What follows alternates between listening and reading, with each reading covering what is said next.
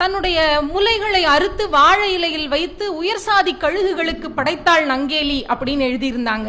அதை படிச்ச உடனே எனக்கு என்ன தோணுச்சுன்னா, உயர் சாதி கழுகுகளுக்கு நங்கேலி நிஜமாவே தன்னுடைய மார்பை அறுத்து வைத்து கொடுத்துட்டா.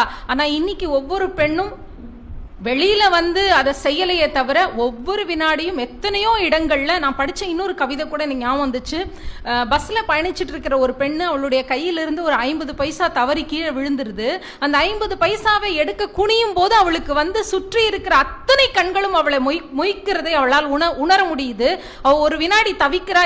ஏன் பெண்ணுக்கு இப்படி ஒரு நிலைமையை கொடுத்த இறைவா, நிஜமாவே கடவுள்னு நீ இருந்தேன்னா அடுத்த ஜென்மத்துல அடுத்த பிறவியில வரும்போது அடுத்து நீ உயிர்களை படைக்கும் போது மார்பகங்களை தயவு செய்து ஆணுக்கு கொடுத்து விடு அப்படின்னு அவ வேண்டிக்கிற மாதிரி ஒரு கவிதை. இதை படிச்ச உடனே எனக்கு ஞாபகம் வந்துச்சு. ஆக அன்னைக்கு மட்டும் இல்ல, உயர் சாதி கழுகுகள் மட்டும் இல்ல, எதுல சாதி போயிருக்கோ இல்லையோ, பெண்ணுக்கு எதிரான விஷயங்களை செய்யும் போது அது நடக்கிற இடங்கள்ல நிச்சயமா சாதியோ மதமோ எதுவுமே இருக்கிறது இல்ல, தொடர்ந்து அது நடந்துகிட்டே தான் இருக்கு அப்படிங்கறத ரொம்ப அற்புதமாக உணர வைத்த, யோசிக்க வைக்கிற கவிதைகளாக இருந்தது.